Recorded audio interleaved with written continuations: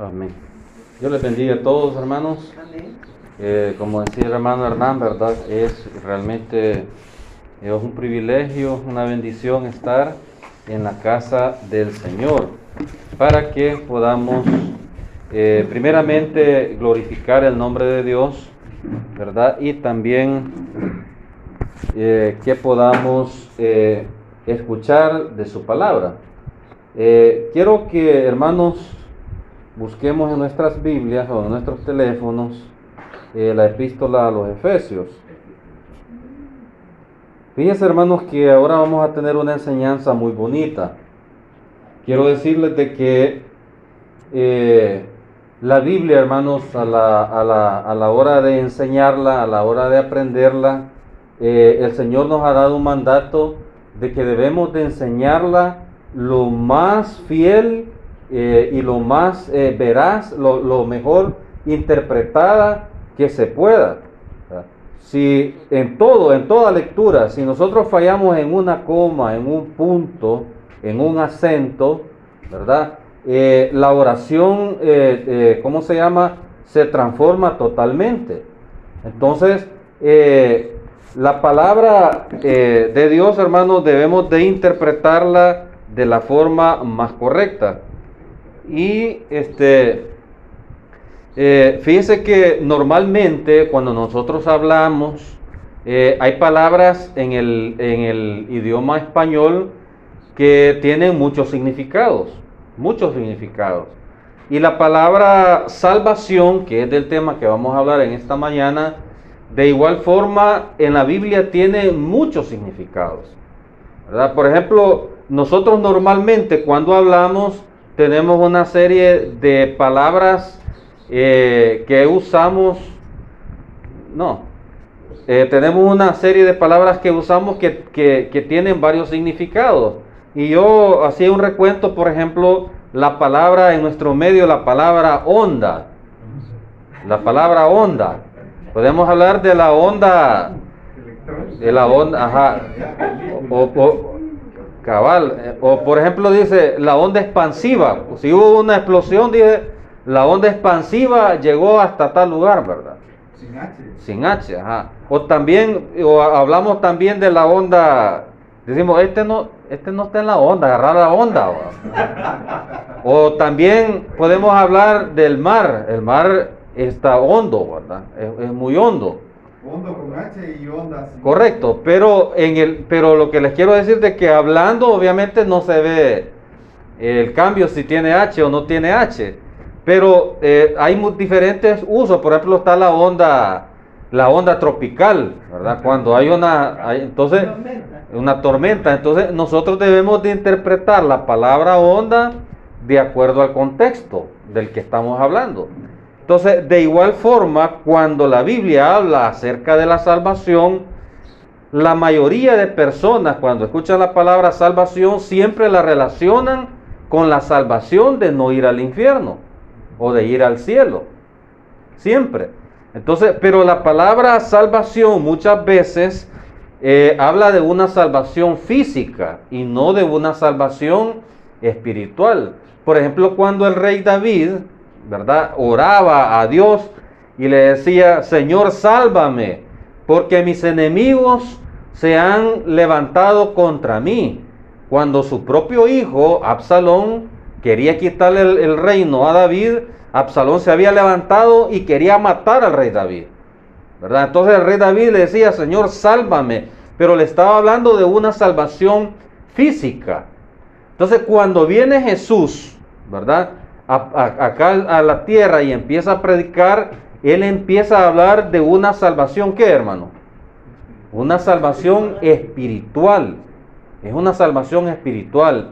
Entonces, incluso en esta palabra de salvación espiritual, debemos de distinguir que en la Biblia, cuando hablamos de la salvación espiritual, se refiere a 3 momentos diferentes. ¿Cómo así? Por ejemplo, en el día, hermanos, nosotros comemos ¿cuántas veces? 3 veces en el día. Entonces desayunamos, almorzamos, cenamos. Bueno, Carlos dije que come 4 veces. 5 come. Entonces, debemos de entender que la palabra salvación, hermano, se debe de entender en tres momentos. ¿Por qué? Porque cuando Dios nos salvó a nosotros, cuando Dios nos da la salvación, esa salvación cubre los tres tiempos que nosotros vivimos en esta tierra. Todo ser humano tiene un pasado, todo ser humano tiene un presente y todo ser humano tiene un futuro. Entonces la salvación del Señor cubre estos tres momentos del ser humano y vamos a verlos en detalle. Quiero primeramente que busquemos en Efesios, si ya lo tienen. Voy a buscarlo yo aquí, hermanos. Es Efesios 2:8, es un versículo muy conocido.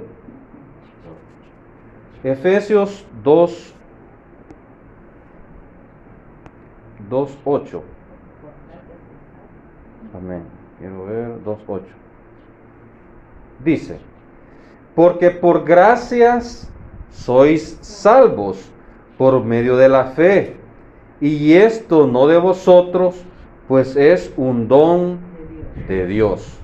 Fíjese, la Biblia aquí nos está hablando de una salvación, ¿cómo se llama? De una salvación que Dios nos libra, ¿verdad? De no ir al infierno eterno, ¿verdad? Eso lo vamos a ver con detalle, por ejemplo, en Tito más adelante. Pero quiero decirle que cuando hablamos de la salvación y está en tiempo pasado, y cuando la salvación, el verbo, ¿verdad?, de salvación está en tiempo pasado, está hablando acerca del perdón, ¿verdad?, del perdón judicial que Dios da al ser humano. ¿Cómo así? Dice Pablo que nosotros estábamos muertos en nuestros delitos y pecados. Entonces, ¿por qué estábamos muertos en delitos y pecados? Precisamente porque éramos culpables, habíamos pecado en contra de Dios, y como Dios dice que la paga del pecado es ¿qué? Es la muerte. Entonces, el infierno y la muerte, hermano, es una sentencia dictada por Dios. Dios ha dictado y ha sentenciado que todos los pecadores, ¿qué dice? Deben de morir. Es una sentencia. Entonces, para que nosotros no muramos eternamente, Cristo vino a la tierra, se hizo hombre, murió en la cruz del Calvario, donde Él llevó los pecados de toda la humanidad. Entonces, vemos que la salvación es por el sacrificio que Cristo hizo en la cruz del Calvario. Esta salvación, cuando hablamos del primer tiempo de la salvación, ¿verdad?, que técnicamente o teológicamente se le denomina justificación. ¿Y por qué se le llama justificación? Porque en el acto, cuando Jesús estaba muriendo en la cruz del Calvario y estaba llevando los pecados de toda la humanidad, ¿verdad?, Dios estaba imputando todos los pecados nuestros, todos nuestros pecados pasados, presentes y futuros en el cuerpo de Cristo. Por eso es que cuando el Señor estaba en la cruz del Calvario y le dice: Padre, Padre, ¿por qué me has desamparado? ¿Y por qué le había desamparado? Porque Dios Padre, en su santidad, no podía tolerar tanta cantidad de pecado concentrada en la persona de Cristo, porque Él estaba muriendo por los pecados de la humanidad. Pero luego de 2 horas de agonía, ¿verdad? Luego de 2 horas de agonía, el Señor viene y le dice: Padre, en tus manos encomiendo mi espíritu. ¿Por qué? Porque ya había sido consumado. Cuando dijo consumado es, el Señor había pagado el precio, ¿verdad?, por nuestros pecados. Entonces, si la paga del pecado es la muerte, por eso Cristo murió en nuestro lugar. Él nos sustituyó en la cruz del Calvario.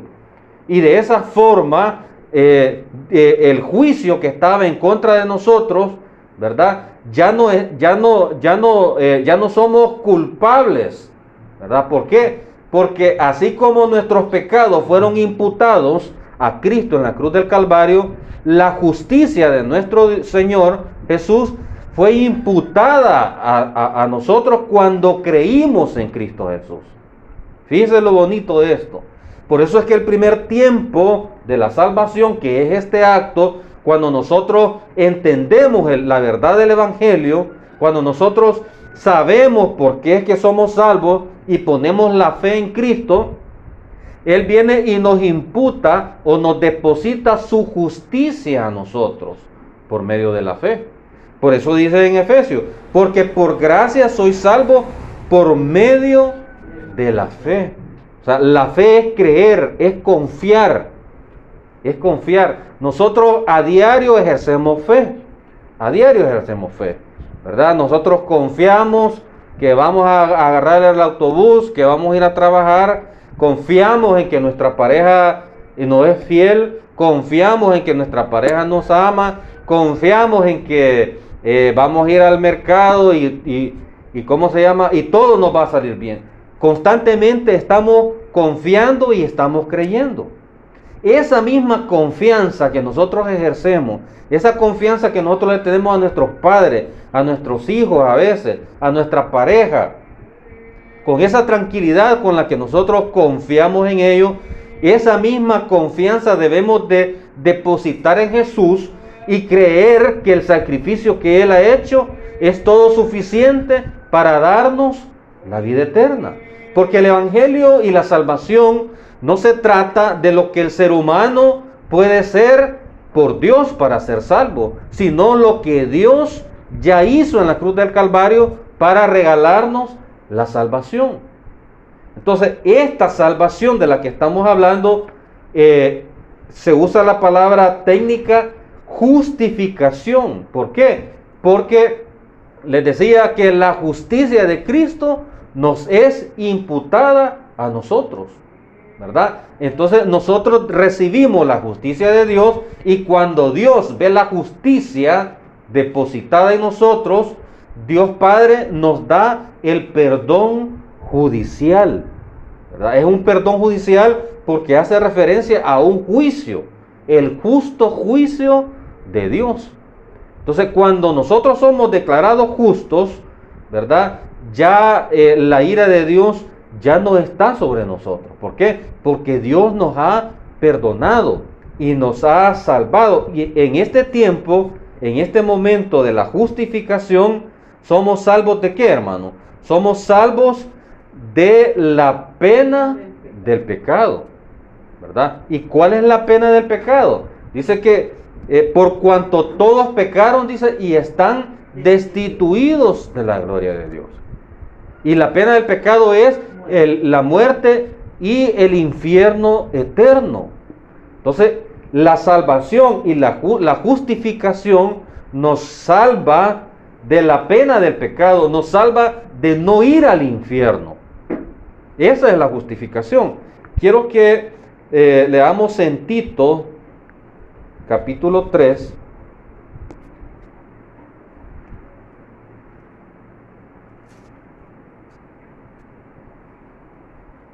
Versículo 4.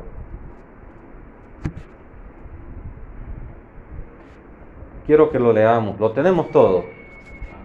Me avisan porque quiero que lo leamos. Es muy importante que podamos entenderlo. Tito capítulo 3, versículo 4. Dice: pero cuando se manifestó la bondad de Dios, nuestro Salvador, y su amor para con los hombres, ¿qué dice? Nos salvó. ¿En qué tiempo está esa palabra salvó? En pasado. Dice, nos salvó. ¿Cómo nos salvó?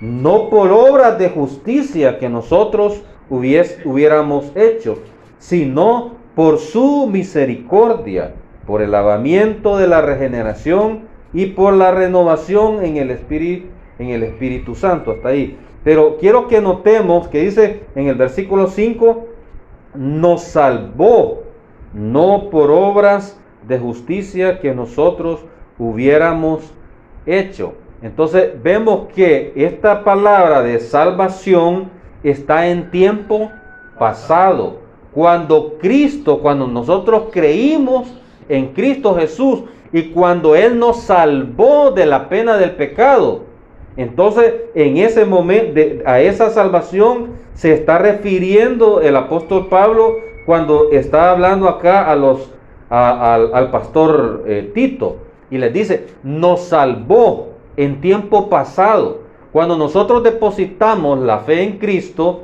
¿verdad? Cuando nosotros creemos en el sacrificio de Él, automáticamente Dios nos da la salvación a nosotros. Hermano, y yo quiero hacer énfasis en esto porque usted sabe que cuando hay una noticia normal que mataron a alguien o el vecino se peleó y uno dice, ¿y cómo fue? Uno dice en una versión, hermana, no, es que dicen que él andaba en pandilla. O otro dice, no, es que andaba con una mujer casada. Y hay un montón de versiones. Y al final no sabemos la verdad de cómo sucedieron los hechos. Lo mismo sucede en la Biblia, hermano, que las interpretaciones son tantas y son tan malas las interpretaciones que confunden al oyente, ¿verdad? Confunden. Entonces, ¿por qué? Porque dice, si usted quiere ser salvo, dice, ¿verdad? Acepte a Cristo en su corazón. Hermano, quien debe de aceptarnos a nosotros es Él, no nosotros vamos a aceptar al Señor, ¿verdad? Es Él el que nos va a aceptar. O otros dicen, entregue su corazón a Cristo. Hermano, nuestro corazón es tan malo y perverso. Dice Pablo que de toda cosa guardada, guarda tu corazón, porque de él mana la vida. Porque de él, hermano, dice también que de la abundancia, porque de la abundancia del corazón habla la boca. Entonces nosotros en nuestro corazón sabemos, a veces nos vienen unos pensamientos terribles, hermano, que hasta a nosotros nos da pena decir lo que estamos pensando. Nuestro corazón es negro, es perverso. Entonces, incluso cuando a veces estábamos pequeños y nuestra mamá incluso nos castigaba y nos pegaba, y nuestra mente hasta insultábamos en nuestro corazón, ¿verdad? A nuestra propia madre. Entonces, el corazón del ser humano es perverso, hermano. Entonces, ¿cómo vamos a tratar de darle un corazón y por darle el corazón a Cristo nosotros vamos a ser salvos? No. ¿Cuál es la palabra que utiliza la Biblia para la cual nosotros podemos ser salvos? Leímos en Efesios que dice, porque por gracia soy salvo, ¿por medio de qué? De la fe. Y la forma verbal de la fe es creer, es confiar. Cuando dice en Juan 3:16, dice, porque de tal manera amó Dios al mundo, que ha dado a su Hijo unigénito, para que todo aquel que crea, para que todo aquel que crea tenga vida eterna. No dice para todo aquel que persevere, no para todo aquel que va a la iglesia, no todo para aquel que levante la mano, o para aquel que ame a Dios. No, está diciendo para todo aquel que crea, o no es para aquel que le entregue su corazón a Cristo, no, es para el que crea. La Biblia es clara, hermano. Lo que pasa es que los que la interpretan y la enseñan, la distorsionan y la malinterpretan. Ven lo importante que es esto. Y porque es por creer y no por obras. Porque nosotros no podemos hacer ninguna obra para tratar de alcanzar la vida eterna. ¿Por qué? Porque lo que Dios demanda a cambio del pecado, como ya lo decíamos, perdón, lo que Dios demanda a cambio del pecado es la muerte. Porque la paga del pecado es la muerte. No dice porque la paga del pecado son las buenas obras. Esa no es la sentencia de Dios, ¿verdad? Cuando un juez da una sentencia y dice, bueno, se condena a fulano de tal a 5 años de prisión, ¿verdad? Y que dé una indemnización civil de $3,000 a los familiares de la víctima. Y esa es la sentencia. Y a la hora de cumplir la sentencia no vamos a andar inventando qué quiso decir el juez. Ahí la sentencia está clara. Entonces la sentencia, cuando dice porque la paga del pecado es la muerte, es porque la muerte es lo único que puede resarcir la ofensa que el ser humano ha hecho en contra de Dios. Y esa muerte Dios la cumplió por nosotros en la cruz del Calvario. Entonces, por eso es que creer en la obra de Cristo es la única condición que necesitamos para obtener la vida eterna, ¿verdad? La vida eterna. Luego, vamos a pasar al segundo tiempo de la salvación. Bueno, una vez que nosotros ya somos salvos, una vez que usted ha puesto la fe en Cristo, ¿verdad? Y el Espíritu Santo viene a su vida, usted es nacido de nuevo, como el Señor Jesús le explicaba a Nicodemo, te es necesario nacer de nuevo. Entonces, cuando Nicodemo nació de nuevo, cuando usted creyó y nació de nuevo, usted es trasladado de la familia de Satanás a la familia de Dios. Por eso es que dice que el que está en Cristo, nueva criatura es. Las cosas viejas pasaron. He aquí, todas son hechas nuevas. ¿Por qué? Porque ha pasado de la familia de Satanás a la familia de Dios. Y una vez que usted está en la familia de Dios, la voluntad de Dios es que usted no peque. Si bien es cierto, no necesita portarse bien, no necesita hacer obras para ser salvo, porque no le alcanza, porque no es la voluntad de Dios. La voluntad de Dios es que creamos en el Hijo, en el sacrificio de Jesús. Pero una vez usted incorporado, usted una vez nacido de nuevo y en la familia de Dios, la voluntad de Dios es que su santificación. Y es el segundo tiempo de la salvación. Y a través de la santificación, Dios nos está librando o nos está salvando ¿de qué? Del poder del pecado. Nos está salvando del poder del pecado. Y fíjense que en Primera de Juan, capítulo 2, versículo 1, vamos a buscarlo. Vamos a ir a Primera de Juan, capítulo 2, versículo 1. Dice, ¿lo tienen, hermano? Primera de Juan, capítulo 2, versículo 1. Gracias. Bien, ahí. Lo tenemos, hermanos. Bien, dice, Primera de Juan, capítulo 2, versículo 1, dice, hijitos míos, estas cosas os escribo ¿para qué? Para que no pequéis. Y si alguno hubiere pecado, abogado tenemos para con el Padre, ¿a quién? A Jesucristo el justo. Entonces, una vez que somos hijos o hijitos, como le llama Juan, la voluntad de Dios es que nosotros no pequemos, ¿verdad? Así como cuando nuestra madre o nuestros padres, ellos tienen un proyecto de vida para cada uno de nosotros, ¿verdad? Cuando mi mamá y cuando mi papá, cuando yo nací, ellos me vieron y obviamente hoy que yo soy padre y tengo a mi hijo, yo tengo un proyecto de vida con mi hijo. Yo quiero que mi hijo crezca, estudie, sea un hombre de bien, que vaya a la universidad, que tenga su hogar, que tenga sus hijos y que se autorrealice en la vida. Ese es mi deseo. Ese es el plan de vida que yo tengo para con mi hijo. Entonces, de la misma manera, cuando nosotros somos hijos de Dios, Dios tiene un proyecto de vida para cada uno de nosotros, ¿verdad? Y ese proyecto de vida, dice, hijitos míos, estas cosas os escribo para que no pequéis. Ese proyecto de vida es que nosotros nos apartemos del pecado. Dios no quiere que vivamos en el pecado. Él quiere que nosotros nos santifiquemos en su palabra y que nos apartemos de todo mal. Y esa es la base, ¿para qué? Para que Dios pueda irnos usando, para que Dios pueda ir dándonos ministerio, Dios pueda ir usándonos para llevar a otros a la salvación. Entonces, y el segundo tiempo de la salvación, que vamos a ver otro versículo, vamos a ver que Dios nos está salvando del poder del pecado. Quiero que busquemos en Primera de Timoteo 4:16. Primera de Timoteo 4:16.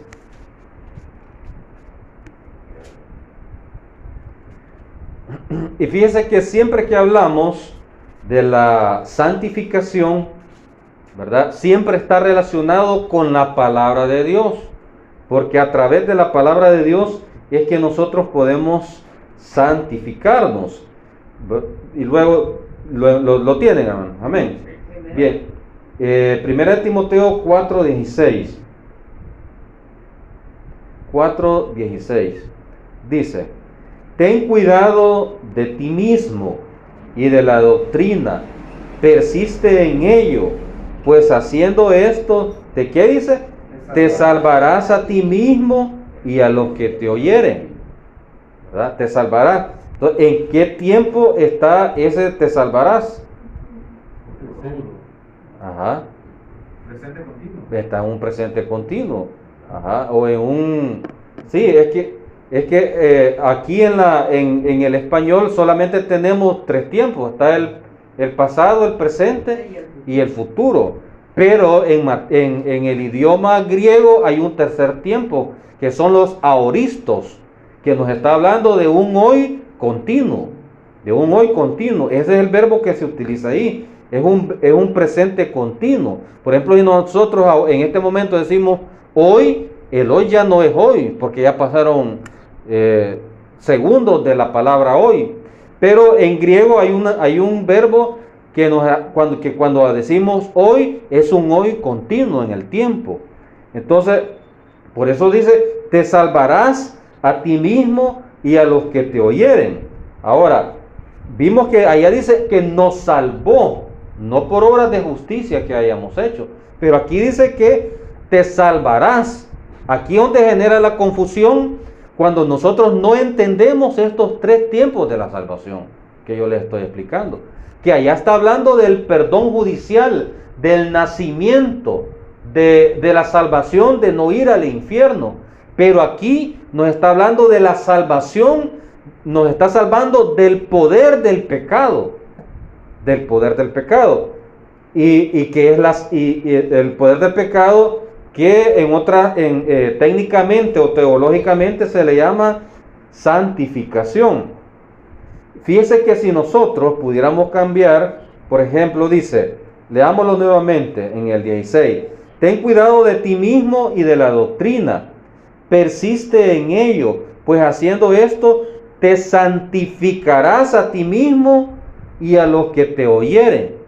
Está hablando de santificación, porque está hablando de la doctrina, que a través de la palabra de Dios, cuando Dios nos manda que nosotros nos santifiquemos, no nos va a mandar a santificarnos sin darnos ninguna herramienta, ¿verdad? Si Él nos manda a santificarnos, es porque nos da la herramienta de la palabra de Dios y nos ha dado el Espíritu Santo. Son los 2 recursos que Dios nos ha dado para que nosotros podamos vivir en santidad, que dependamos diariamente del Espíritu Santo y que vayamos a la palabra para ver el consejo de Dios de cómo quiere que nosotros actuemos en nuestra vida.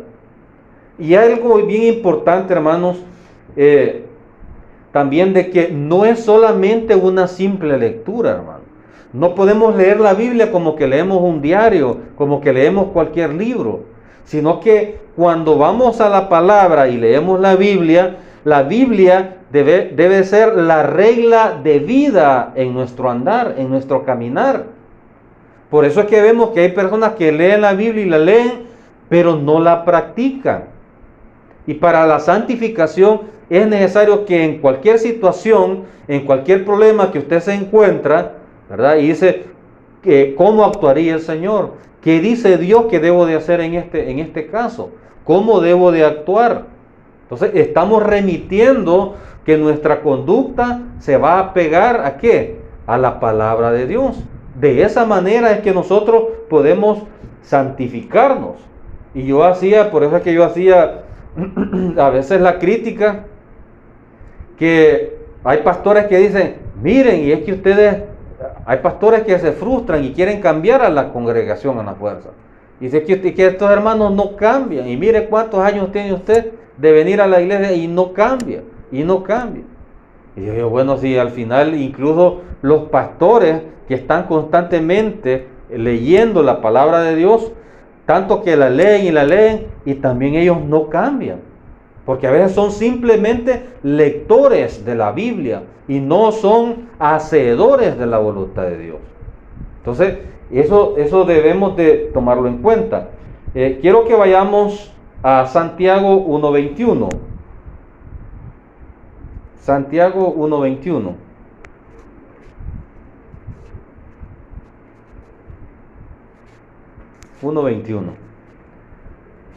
¿Lo tienen, hermanos? Santiago 1:21. Hablando siempre de la santificación.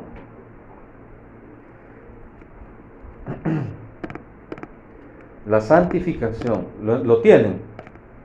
Amén. Bien, dice: por lo cual, desechando toda inmundicia y abundancia de malicia, recibid con mansedumbre, ¿el qué?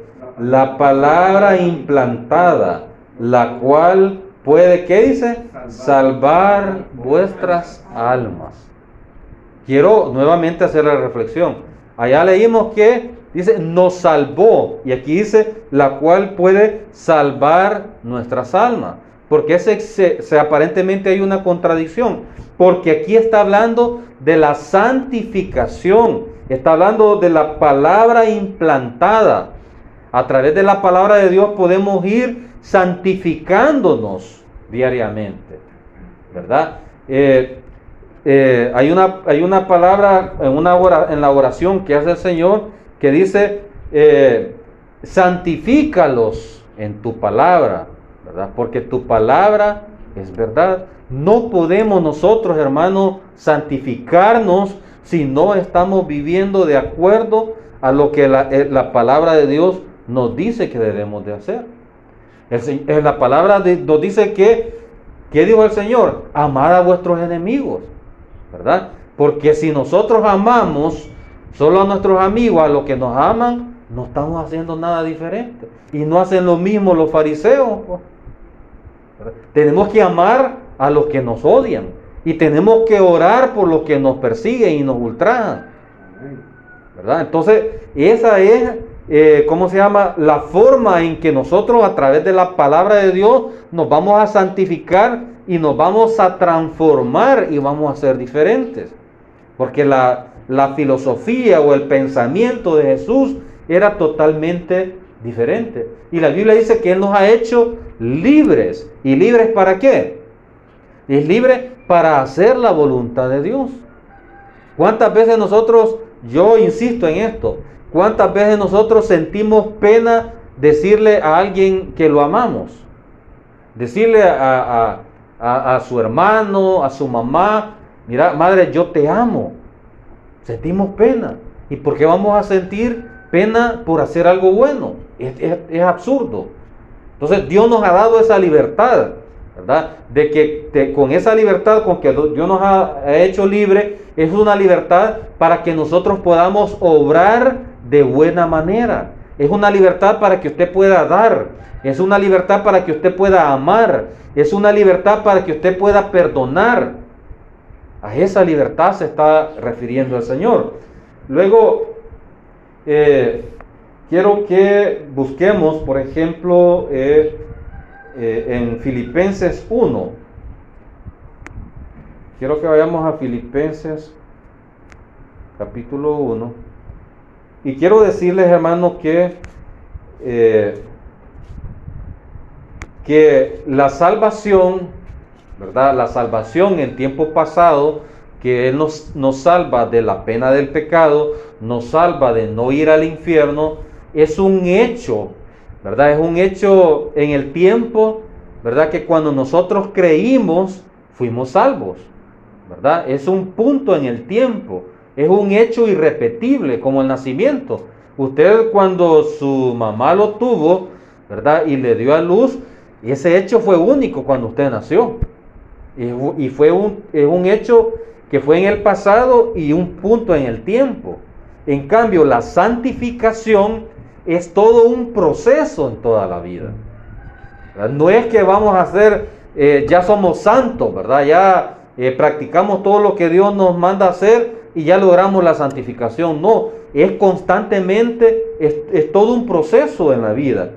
Y quiero que leamos Filipenses, que dice: doy gracias a mi Dios siempre, que me acuerdo de vosotros. Sí. 1:3. Perdón, 1:3, ¿verdad? 1:3. Pero ahí estamos, ¿verdad? Sí. Vaya, dice: doy gracias a mi Dios siempre, que me acuerdo de vosotros, siempre en todas mis oraciones, rogando con gozo por todos vosotros, por vuestra comunión en el Evangelio, desde el primer día hasta ahora, estando persuadido de esto, que ¿qué? Que el que comenzó en vosotros la buena obra, la perfeccionará hasta el día de Jesucristo. Vemos que es un proceso. Es el Señor el que va empezando la buena obra, ha iniciado la buena obra en nosotros. Y Él la va a perfeccionar. Es Él, dice, porque Él nos ha dado las buenas obras, dice, para que nosotros andemos en ellas. Entonces, es el Señor el que va a terminar la buena obra. Y quiero que busquemos en Romanos capítulo 6. Romanos capítulo 6. Y este versículo es muy claro para hablar de la santificación y para entender los tiempos de la salvación. Romanos 6, 12.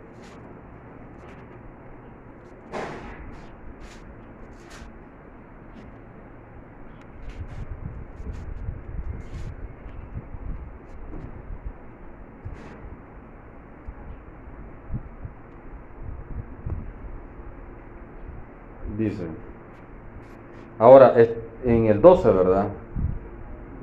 En el 12, vaya. Dice, quiero que veamos de que en la santificación Dios nos salva del poder del pecado. Eso no lo perdamos de la mente, de vista.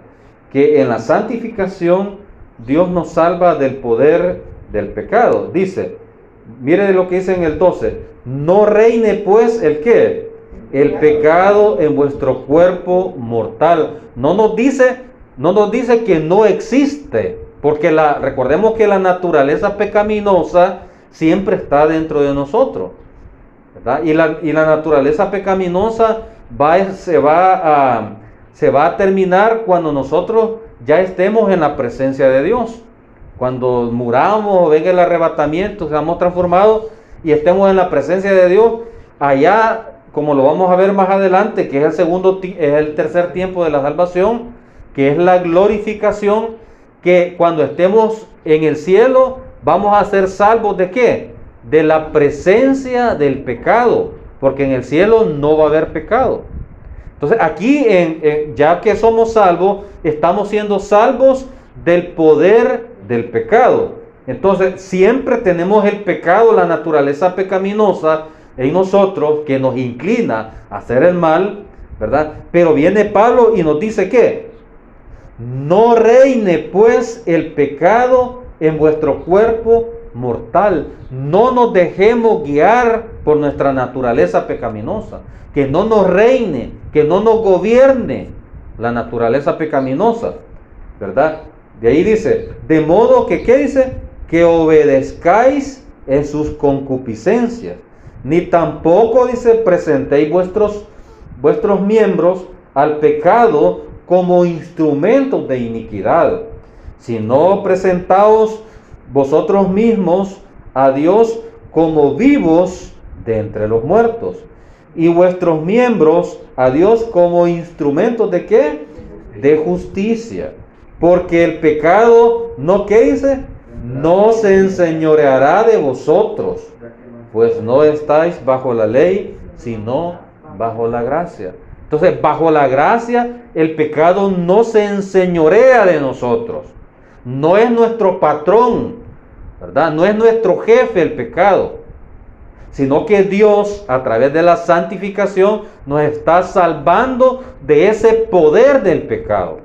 Y sabe que el pecado tiene una peculiaridad, una característica muy particular y muy complicada. ¿Por qué? Porque el pecado es agradable.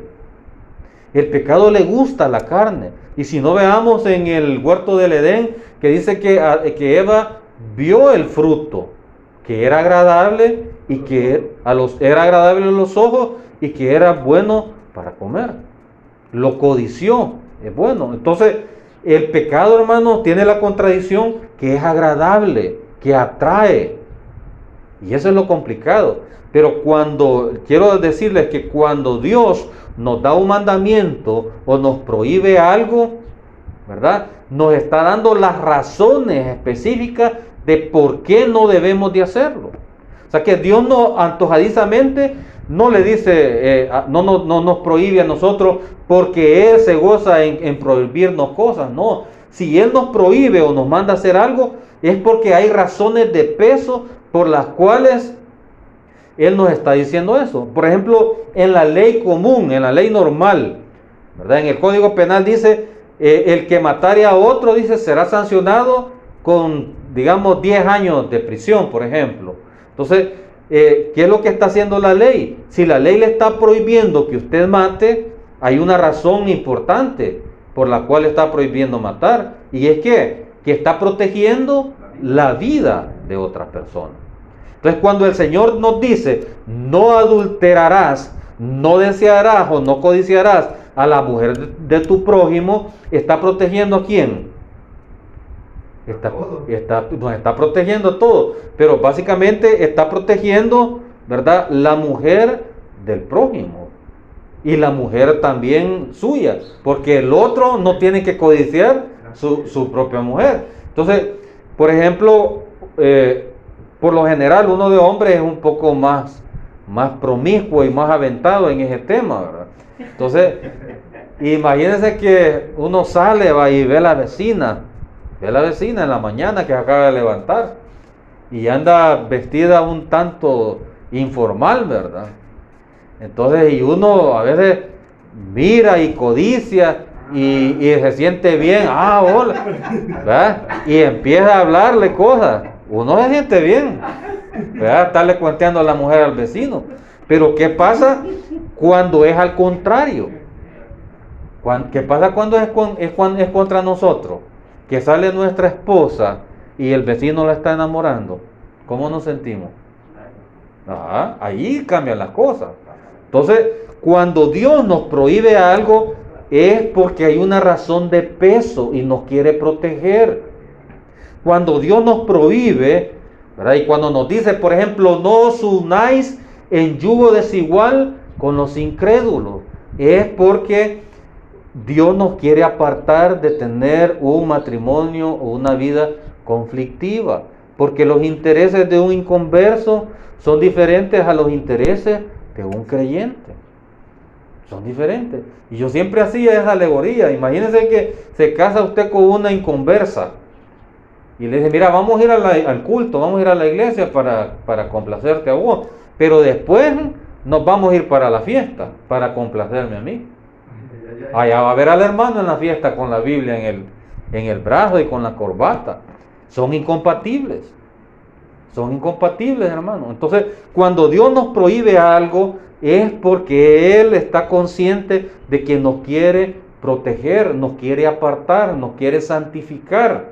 Entonces, por eso es que dice el pecado en el 14, porque el pecado, dice, no se enseñoreará de vosotros. Ahora antes no teníamos opción, hermano. Antes agarrábamos viajes, andábamos en carnavales, en fiestas, en vicios, ¿verdad? Y no sentíamos ni el mínimo sentido de culpabilidad. Ahora tenemos opción. Si sentimos una invitación a pecar, decimos, ¿le agradará a Dios? ¿Le gustará a Dios? Ya lo pensamos. Tenemos opción de hacerlo o no hacerlo. Entonces, de eso se trata la santificación, de que Dios nos ha librado de ese poder del pecado, que antes nos llevaba arrastrados al pecado y no teníamos opción. Pero ahora con el Espíritu Santo sí tenemos la opción de no pecar. Para finalizar en este punto, quiero que busquemos en Gálatas, porque Gálatas 5:16, porque si Dios nos manda que nos santifiquemos, ¿verdad? Si Dios nos manda que nos santifiquemos, Él nos va a dar las herramientas para que podamos lograr este proceso de santificación. Y ya vimos que uno de los recursos es la palabra de Dios. Y el otro recurso que vamos a ver ahorita es que debemos depender constantemente del Espíritu Santo para que podamos lograr la santificación. Dice en el 16, ¿ya lo tienen? Gálatas 5, versículo 16. Gálatas 5, versículo 16.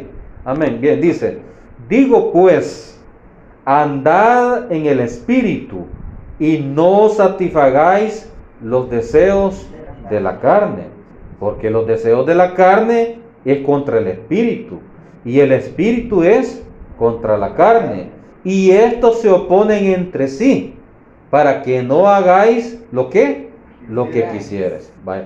Imagínense, en el versículo 16 dice, digo pues, andad en el Espíritu y no satisfagáis los deseos de la carne. Aquí en el español, hermano, pareciera que son dos mandamientos. Que dice, el primero sería andad en el Espíritu. Y el segundo sería no satisfagáis los deseos de la carne. Pero en el original griego, hermanos, nos da la idea de que es un solo mandamiento. Y que dice, andad en el Espíritu. Si andad en el Espíritu, consecuentemente no vas a satisfacer los deseos de la carne. Así. Entonces, es un solo mandamiento. Si andáis en el Espíritu, no vas a satisfacer los deseos de la carne. Entonces, Dios nos manda a santificarnos, ¿verdad? Nos manda a santificarnos, pero nos da los recursos para santificarnos. Y uno de los recursos es la palabra de Dios y la otra es la dependencia del Espíritu Santo. ¿Y cómo vamos a depender del Espíritu Santo, hermano? Cuando andamos constantemente pensando, ¿verdad?, en la palabra de Dios, ¿qué haría Dios en X situación o en Y situación? Y el Espíritu Santo está constante, y en oración estamos constantemente en contacto con el Espíritu Santo. En oración, el Espíritu Santo nos va guiando hacia toda verdad. Vamos a pasar, vimos que en el pasado hemos sido salvos, ¿verdad?, de la pena del pecado. Ya no vamos a ir al infierno, hermano. Cuando pusimos la fe en Cristo, Él nos libró y nos salvó de ir al infierno, a la muerte eterna. Entonces, somos salvos de ir al infierno. En el segundo tiempo de la salvación, somos salvos del poder del pecado, porque el pecado ya no se enseñorea de nosotros. Ya no nos lleva arrastrados del pelo el pecado a hacer cosas que no le agradan a Dios, sino que ya tenemos la opción de no hacerlo. ¿Y cómo lo podemos hacer? A través de la palabra de Dios y la dependencia del Espíritu Santo. Ahora, en el tercer tiempo y último tiempo de la salvación, ya vimos nuestro pasado, vemos nuestro presente, que es la santificación, y vamos a ver nuestro futuro como cristianos, ¿verdad? Y en el futuro vamos a ser salvos de la presencia del pecado. En el cielo, en el estado eterno, hermano, no va a existir pecado, porque Dios es santo y dice que Él va a enjugar nuestras lágrimas y nuestro dolor, ¿verdad? Y nos va a consolar Él personalmente. En el cielo no va a haber pecado. Entonces, en el tercer tiempo de la salvación, que teológicamente se le denomina glorificación, es el tercer tiempo. El tercer tiempo teológicamente se le denomina glorificación. ¿Por qué glorificación? Porque cuando el Señor Jesús resucitó en cuerpo glorificado, ¿verdad? Y dice que cuando los apóstoles estaban comiendo, Él se les presentó, ¿verdad? Él se les presentó y él comió con los apóstoles. Entonces él tenía un cuerpo como un cuerpo glorificado. Entonces nosotros cuando seamos glorificados, que es a lo que hace alusión este tercer tiempo de la glorificación, nosotros vamos a ser glorificados y vamos a tener un cuerpo como el que el Señor Jesús tuvo cuando Él resucitó. Por eso se llama glorificación. Y quiero que busquemos en Romanos 5:9. Ya vamos a terminar, hermanos. Romanos 5:9.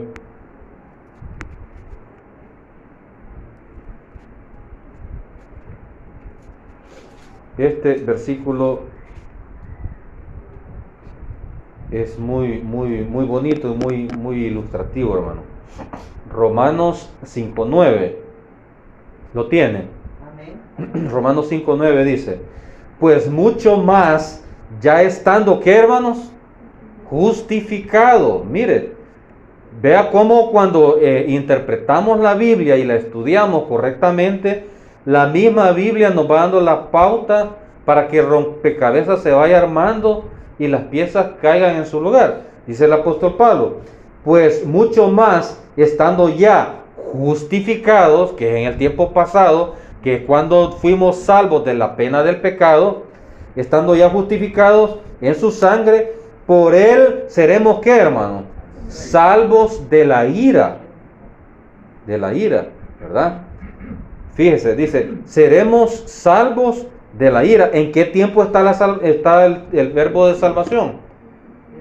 En futuro, seremos. Dice, por él seremos salvos de la ira de Dios. ¿Cuál es esta ira de Dios, hermano? Esto está hablando en la iglesia, porque la iglesia, hermano, no va a pasar por la gran tribulación, que es al que se refiere la ira de Dios, y el día del Señor. El día del Señor va a ser en la gran tribulación, ¿verdad? Cuando la iglesia sea arrebatada, el anticristo, ¿verdad?, se da a conocer al mundo, ¿verdad? Y se dan todas las plagas, las copas que en el Apocalipsis se describen, ¿verdad? Entonces, y dice la Biblia que va a haber una angustia y una tribulación que nunca jamás se había vivido. Entonces, nosotros vamos a ser levantados y no vamos a experimentar esta ira o esta tribulación de la cual habla la Biblia. Entonces, es interesante porque ahí vemos los dos tiempos. Porque dice que ya siendo justificados en su sangre, por él seremos salvos de la ira. Está hablando de una salvación futura, ¿verdad? Porque cuando nosotros estemos en el cielo, en el estado eterno. Luego ahí mismo en Romanos, en el capítulo 13, en Romanos capítulo 13, versículo 11, dice, me dicen si lo encontraron, 13:11, Romanos 13:11, dice, y esto, conociendo el tiempo, que es ya hora de levantarnos del sueño, porque ahora está más cerca de nosotros nuestra salvación que cuando creímos. Mira, ¿se da cuenta? ¿Va? Que habla de dos puntos de tiempo de la salvación. Porque ahora está más cerca de nosotros nuestra salvación que cuando creímos. O sea que cuando creímos y fuimos salvos y pasamos a la familia de Dios y nos vamos santificando y el tiempo va pasando, el tiempo se va acortando ¿de qué? De la venida de Cristo. El tiempo se va acortando de nuestra glorificación, que es el tercer tiempo de la salvación, que es el futuro. Ahora, ¿cuándo se va a dar este tiempo de la salvación, de la glorificación? ¿Cuál es la condición para que se haga una realidad? La condición es que o cuando muramos o cuando venga el Señor en su segunda venida, en el rapto de la iglesia. Ahí se va a cumplir este tercer tiempo de la salvación, y es la salvación en la cual Dios nos va a salvar de la presencia del pecado, donde no vamos a tener, porque el pecado, hermanos, no solamente significa malas acciones, el pecado también significa la salud, nos deterioramos en la salud, y significa el dolor, los malestares, el envejecimiento, todo eso es consecuencia del pecado. Entonces en la glorificación nosotros no vamos a ser libres de la presencia del pecado, porque no vamos a tener dolor, no vamos a envejecer, no nos vamos a enfermar, sino que vamos a estar en un estado eterno perfecto. Ahora sí, para finalizar, quiero mostrarles un versículo donde se encuentran los 3 tiempos de la salvación de los cuales hemos estado viendo. Y quiero que busquemos en Tito. Quiero que busquemos en Tito. Tito capítulo 2, versículo 11.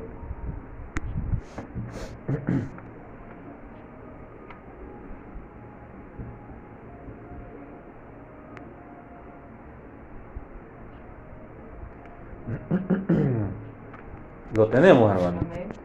Dice en el 11: porque la gracia de Dios se ha manifestado, ¿para qué? Para salvación a todos los hombres. Y esta es la justificación.